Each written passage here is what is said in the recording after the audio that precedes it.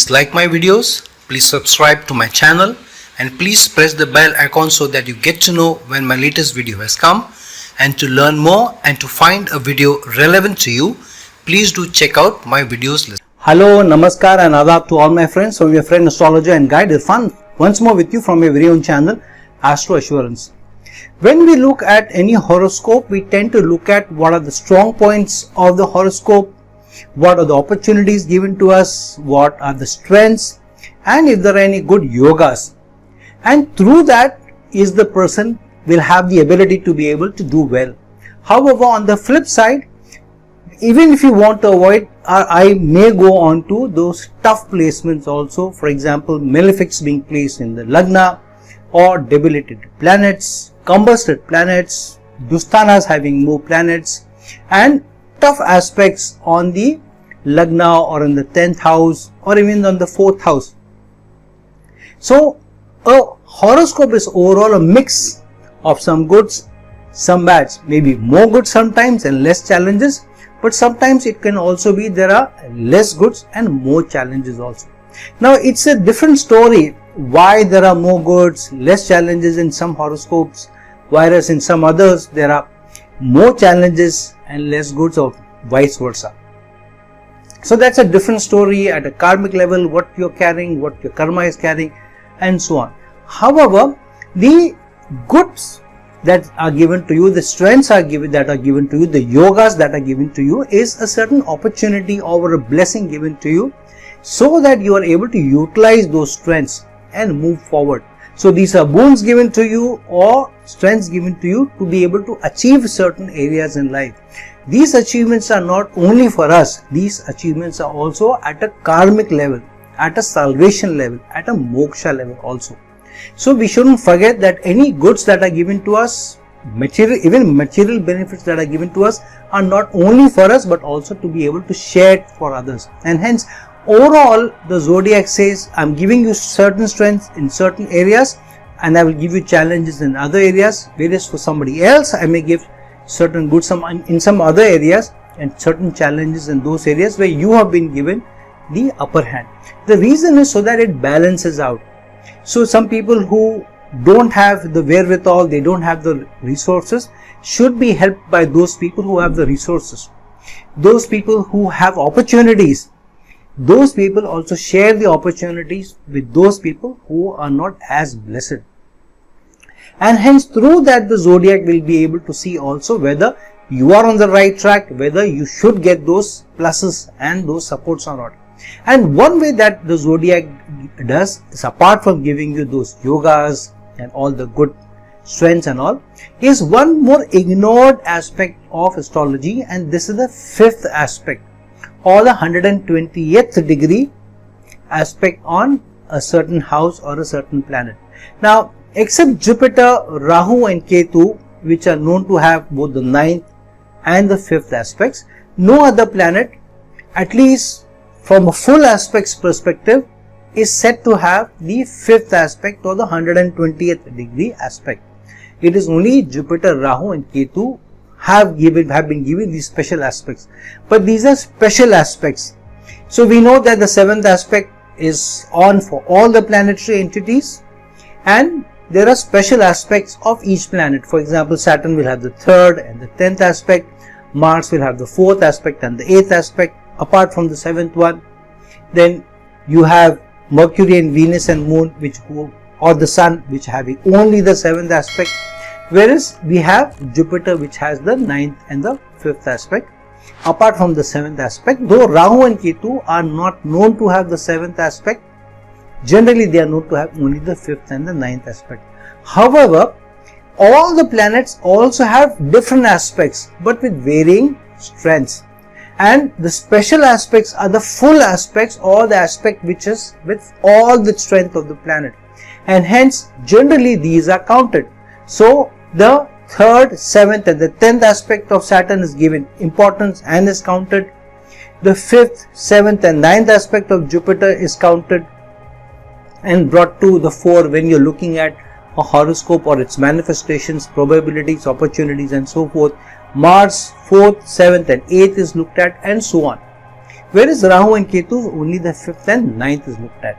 However, all the planets will have all aspects from 1 to the 11th aspect as well. However, because it is in varying strengths, and because they have less strength or not as much strength as the special aspects or the common aspect, the 7th aspect, so these are not generally taken into accord or not taken enough cognizance of. However, if you find a horoscope is really in a spot of bother, then do check out if there are any 5th aspects of any planets on a very afflicted sign or a house or a planet. So if there is a very afflicted Lagna Lord, see if there are any 5th aspects of any benefic planets. Say for example, if the Lagna Lord has gone into the 6th house. Now 6th house is a house of challenges, issues, problems. So such a person may have sicknesses, illnesses every now and then, may have loans or debts which he or she is not able to pay off, may have unnecessary competition from those sources where he should or she should not have those competition or those fights or that inimical presence from. Yet these people seem to attract all these challenges, all these problems. So generally the life is a life full of struggles and trying to overcome all odds. So this is a strongly afflicted planet in the 6th house. However, if there are more malefics involved and the planet is also debilitated, then there is definitely a challenge. Whichever planet it is, if it's a Lagna Lord, then of course it's a bigger challenge, but any planet which goes into the 6th house and gets debilitated, then the challenges from the areas of that house which it rules and those manifestations of that particular house which are important to life, as well as what it is the Karak of, all get afflicted. So yeah, the saving grace can be the 5th aspect of benefics which come from the 2nd house. So if there is any benefic planet placed in the 2nd house and aspecting with its 5th aspect, with its 120th degree aspect, the 6th house, then there is some saving grace which is given to that house, which is given to that sign, which is given to that planet. And generally, because we are always looking out for either the 7th aspect or the special aspect of the planet, we tend to ignore these. However, if you find a very afflicted horoscope, which could be your own or anybody else's in the family or friends or known people, then look at whether there is a 5th aspect of any benefic planet on that particular placement which is afflicted. So if there is a strong afflicted planet in the 8th house, check if there are benefic planets in the 4th house, and that 5th aspect on that strongly afflicted planet in the 8th house can be some saving grace. Now this is not a full saving grace. This is not like Mercury and Venus and Moon placed in the Lagna and then aspecting, say for example, a debilitated Jupiter in the 7th house. For example, Moon and Jupiter going into the Lagna and aspecting the Sun in the 7th house in Libra sign for Aries ascendant native, where Sun gets debilitated, then definitely this is a saving grace from the 7th aspect perspective. So that is anyways there. However, if there is a strong affliction on any house with a planet getting combusted or debilitated there, then the house seems to have a stronger affliction. Firstly, the placement of the planet in a certain house, especially if it's an inimical sign to it itself, is a challenge. On top of that, if it gets debilitated or combusted there, then definitely it's a larger challenge. For example, Saturn getting debilitated in Aries, it's an inimical sign to Saturn, and Saturn gets debilitated in that sign, so it's a tough placement. Now if there are any 5th aspects on Aries, for example, for a Scorpio ascendant native, if Saturn goes into the 6th house in Aries where it gets debilitated, if there are any benefic planets which are in the 2nd house in Sagittarius, say for example Moon or Venus or Mercury or even Jupiter goes there, then their 5th aspect definitely will be on Saturn, and it will be some saving grace. The more benefic planets which are there in the 2nd house aspecting Saturn in the 6th house, better. Or if it's a planet which gets debilitated in the 8th house, and from the 4th house there are benefics placed with their 5th aspect, the more benefics involved, the better the saving grace. Now however, the saving grace is not just a boon given to you as an extra saving grace, it is given for a purpose, and there is a check and balance here. So what does this mean? It means that depending on which planet is being given the saving grace and which planet is aspecting to give the saving grace. So it's not like only the benefics give the saving grace, even the malefic planets, the so-called malefic planets like Sun or Mars or even Saturn will give a saving grace with their fifth aspect. But there are, like you say in the fine print of any documents, conditions apply. So the conditions are strongly applied to the fifth aspect of a planet. What does this mean? For example, let's look at the Sun. The Sun is very, very strong in the trine houses. Sun owns one trine house, which is the Leo. Sun is the Karaka of the other trine house, which is Sagittarius, which represents the ninth house, because ninth house also denotes father. Sun is also the Karaka of father, so Sun is strong in the ninth house as well. And ninth house sign Sagittarius is also a fiery sign. And third, Sun gets exalted in the Lagna, in the Aries sign. And so Sun is very, very powerful in the Lagna also. So the Sun, very powerful in the fifth house, very powerful in the ninth house, very powerful in the Lagna or the first house.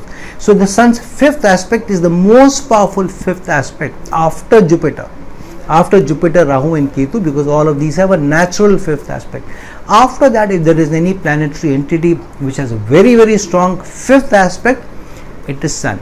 But what does it denote? It denotes that I can give you saving grace if you understand what my manifestations are. So what is Sun? Sun means authority, leadership, but also taking accountability and responsibility. So here Sun says that I will give you saving grace. It's telling or denoting that to a planet which is in a tough placement.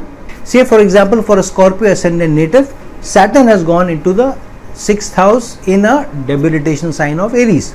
Now if Sun is placed in the second house in Sagittarius sign and Sun is aspecting with its fifth aspect Saturn.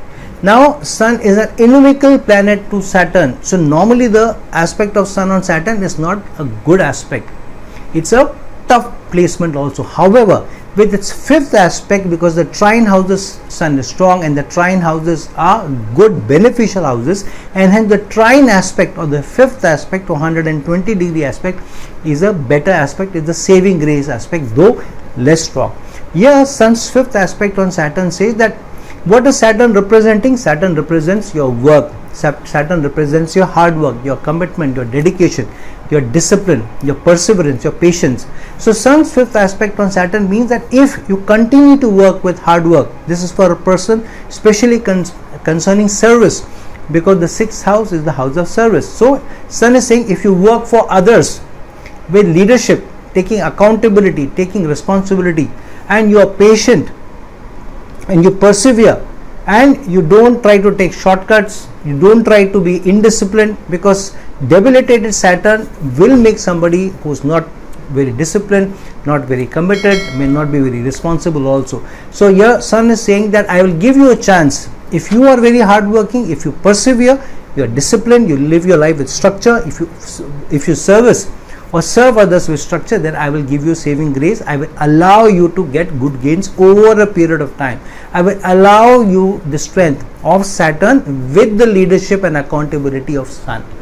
And that's what the fifth aspect of a planet means.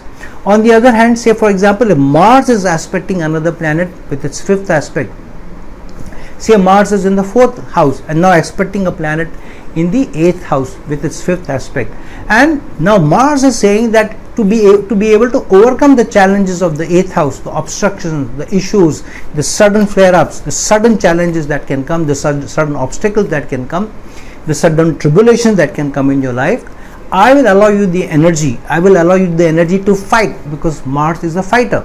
So I will allow you the energy to fight. I will give you the benefit of the willpower, strong motivation to fight and to overcome it. Mars is not only about fighting, Mars is also about overcoming it and then winning. I will allow you to have a win over that obstruction. However, you need to use this energy, this strong willpower, this aggression, this assertiveness with responsibility and for a higher goal. What does Mars work for? Mars works for the Sun. Sun is the king, but Sun is also the soul. So the higher goal, as long as you are attaching to how you are fighting and you are overcoming challenges or odds of the eighth house, then I will give you the strength, the willpower to win. Say for example, if there is a planet such as Moon which is placed in the 8th house, and now Mars is in the 4th house, and Moon may be in an affliction. Say Moon is going into Capricorn sign in the 8th house. So here Moon is in a spot of bother. First of all, 8th house has Scorpio energies, and it is in a spot of bother here and in Capricorn sign, which is the opposite sign to the Cancer sign. So it's a opposite sign. So here Moon in Capricorn doesn't do so very well, especially in the 8th house. Now if Mars is aspecting Moon from the 4th house, when Moon is placed in the 8th house, Mars is saying that in trying to overcome challenges in life, especially connected to helping others. So if you are on a spot of bother, if you help others, what is Moon? Moon means supporting, caring, nurturing, empathizing with others. So if you, while you're going through your challenges, you still have the empathy, you still are nourishing others, you're still supporting others. If you have less food to eat, but you have a neighbor who's also hungry, you share your food.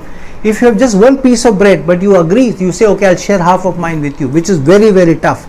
But that is the conditions apply. And even in those tough conditions, like Saturn in the 6th house, a debilitation sign. So here Moon is going in an affliction in Capricorn in the 8th house. So Mars is saying, if you continue to support others, to nourish others, then I will give you the strength to overcome the mental challenges, the emotional challenges, the emotional upheavals that Moon should give you in the 8th house. So challenges like depression, frustration, breakdowns will not come to you if you are also supportive of others. If sometimes you feel I am in a depression, I am in this spot of bother, and you expect me to be caring to you, me to be understanding towards you, yes, even if you are going through a spot of bother, you need to hold yourself, you need to take care of yourself, you need to be able to handle yourself, and then continue to support others who around you may be more going through more challenges. For example, you are in a spot of bother, you are home, you have a maid who comes and helps you in the house, she has problems at home, her spouse may be somebody who's very aggressive with her, maybe even be abusive with her, and you, because you are going through a depression, your boyfriend has said something, your husband has fought with you, and you are throwing a tantrum with your maid servant, and she herself is going through challenges, then Mars is going to give you the conditions apply. Mars will afflict you more, and those are the conditions apply. If I'll give you the saving grace, you don't use it to your advantage, I will turn the tables. I will give you more problems, I will give you more aggression, I will give you more volatility in your own life, in your own emotional upheaval. So the 5th aspect is a saving grace, but with conditions apply. If you don't use it well, then there is a challenge. On the other hand, if you have a 5th aspect of Mercury or Venus, these are more material giving aspects, which means they will help you to overcome challenges in finance, overcome challenges if you don't have a good quality of life, and you are really hankering for and wanting that life should give me some saving grace. Then a saving grace can be Sun's aspect, Mars aspect, Jupiter's aspect, anyways will be much more saving. But Mercury's and Venus's aspect, say for example you have Saturn in the 8th house, so here they may help the person overcome challenges and issues concerning his financial situation, because of which he is going into challenges. He is not able to pay the fees of his children, he is not able to pay hospital bills and all sudden challenges which have come from the 8th house. Then Mercury and Venus from the 4th house with their 5th aspect may be more helping, and may also to give some avenue for support also. But what for? Only if you are also, what is Venus and Mercury? Mercury says that don't try to be over analytical, try to be too complaining. Even in your challenges, don't complain, don't finger point. What is Venus? Venus is about the opposite gender and relationships, Libra energy. So keep your relationship strong, work on your relationships while you're going through a challenge. Then I will allow you some succor, I will allow you some support, I will allow you some relief on a financial front. So Sun, Mars, Saturn, their aspects are more helpful. Saturn's aspect is to give you stability, Mars aspect is to give you fighting chance, Sun's aspect is to give you the ability to be able to overcome things through your leadership, through your strength, and also your ability to be able to be responsible and take accountability. Through that you overcome. But Venus and Mercury is more about helping you more through financial aspects. However, You need to ensure the relationships are kept intact. You are not too complaining. You are not too trying to be too clever, especially with Mercury's aspect. Then that is a saving grace given to you. Moon's fifth aspect is about how you are able to show more understanding, empathy, support and nourishing others. Then Moon's aspect helps. If not, then Moon will give you more trouble, will give you more emotional upheavals, will give you more challenges, will give you more emotional issues, will put you more into spot of bother where you will not be able to think right, you will feel down, you will be sad, you will not be able to hold yourself well. So each of the planets' fifth aspect is a saving grace, is a boon given to us, is the strength given to us, especially in life where other things seem to be not working. There is no other saving grace for us. There is no ninth aspect or fifth aspect of Jupiter. There is no seventh aspect of Mercury, Venus, Jupiter or Moon given to afflicted planet. Then a fifth aspect of any of these planets can be a saving grace. Here, inimical planets or beneficial planets or malefic and benefic aspects don't hold so much account. Here the fifth aspect is generally beneficial but with challenges, which means it will work both ways. Any fifth aspect of any planets will work both ways if you use it well, because it is the trine aspect. Trine houses are always lucky houses for us, and it is the fifth aspect of the planet. It is the trine aspect. So generally these are good aspects, but with conditions apply. The seventh aspect of Mercury and Venus is always beneficial, or even Jupiter and Moon is always beneficial. There are no conditions apply here. But the fifth aspect of all these planets will also, especially these three, Mercury, Venus and Moon, will have conditions apply. Whereas Jupiter's fifth aspect, because it is a natural aspect, special aspect will be usually beneficial. So friends, if you have a spot of bother in your horoscope, you are going through a lot of challenges, see if there are any fifth aspects on any house. So if your planets in the Dusthana, look if you have planets in the second house with the fifth aspect on the sixth house.